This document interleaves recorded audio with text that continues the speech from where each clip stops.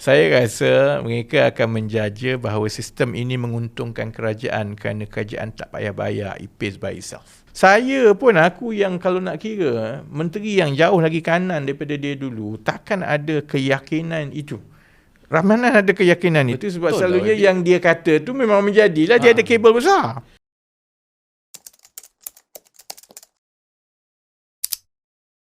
Garis masa itu mungkinlah sebab Ramanan ni cukup hebat kot. Sekarang ini ialah bulan April. Dah nak habis bulan April. Kemudian dia kata dia berharap supaya sistem baru turap ini akan mula digunakan pertengahan tahun kan. Itu yang laporannya kan. Mula digunakan pertengahan tahun. Itu yang saya faham daripada laporan-laporan inilah. Pada masa yang sama, Ramanan pula marahlah kepada Malaysia Hakim ini, kepada Bloomberg, semua kata dia masih lagi dalam peringkat perbincangan dan dia akan bawa ke kabinet. Okey, baik.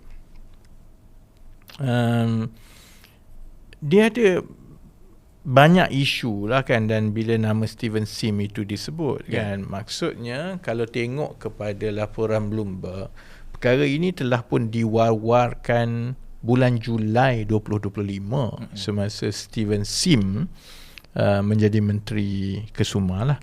Jadi memang logik lah kalau Steven Sim sedia maklum mengenai cadangan ini kan.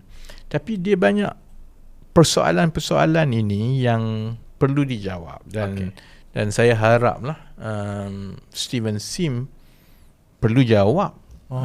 Kerana soal dia menteri itu satu hal,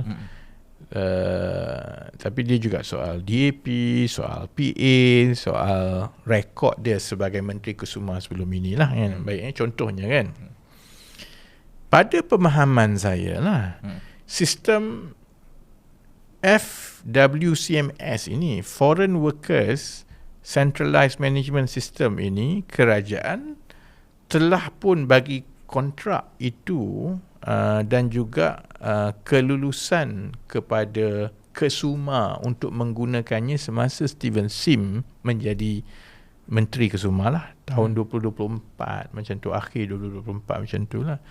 Dan seingat saya ia perlu digunakan sampai 2032, 6 tahun saya ingat. 6 tahun 2030 lah mungkin, maksudnya dalam 6 tahun itu yang dilaporkan. Jadi kalau, dan perjanjian itu baru saja ditandatangani tahun 2024. Kemudian Julai 2025 dah ada sistem baru. Jadi adakah kalau Ramanan kata dia perlukan sistem ini, harapannya mula digunakan pertengahan tahun ini. Never mind, we'll talk about the process dalam kerajaan nanti lah. Tapi assuming lah Ramanan Superman ni, dia boleh buat pertengahan tahun dah pakai. Jadi FWCMS tu apa cerita? Adakah akan ada dua sistem? Dan yang kerajaan komit nak bayar tu apa cerita? Adakah perjanjian itu dibatalkan? Dan kalau perjanjian itu dibatalkan, dan kenapa pula dululah yang saya berkerut muka semua, panjang cerita dalam kabinet semua pasal benda ni, alasannya ialah kalau kita tak bagi nanti kita kena saman sebab kontrak semua ni. So sekarang boleh pula nak tamatkan kontrak lebih awal, baru setahun lebih. Itu satu kan. Kedua, kalau ikut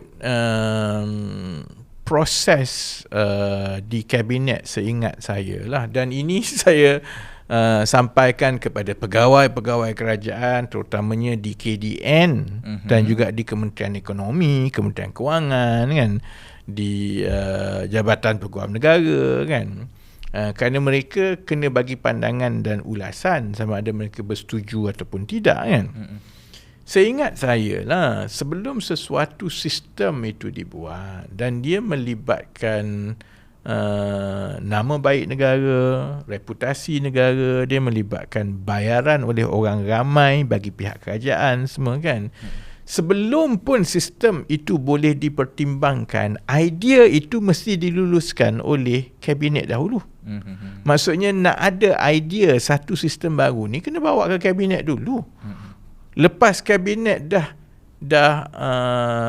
luluskan, barulah melalui proses perolehan.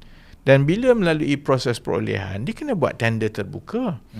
Dan semasa proses perolehan itu, barulah jabatan-jabatan kerajaan yang terbabit menyatakan requirement, keperluan sistem itu. Dia punya delivery macam mana, sistem tu modul macam mana, berapa, sekian. Kemudian buat secara tender terbuka lah. Saya rasa lah, ini tekaan saya lah. Mereka yang menjaja turap ni besar kemungkinan akan, selain daripada Amin Bangla menjanjikan anugerah Nobel kepada Perdana Menteri kan, saya rasa mereka akan menjaja bahawa sistem ini menguntungkan kerajaan kerana kerajaan tak payah bayar, it pays by itself. Itu ada satu kemungkinan. Dia kata ini akan menjimatkan berbilion-bilion ringgit kerana bila kita pakai sistem ini yang bayarnya ialah majikan. Kan? Sepatutnya bila ada monopoli, dan ini monopoli lah. Bila ada monopoli itu tidak harus dipegang oleh mana-mana syarikat swasta. Kalau perkara yang melibatkan peraturan, kawal selia, keseluruhan proses dan sistem itu mesti dimiliki oleh kerajaan. Dan untuk membangunkan sesuatu sistem, maka kerajaan tetapkan requirements dia, design dia macam mana kan.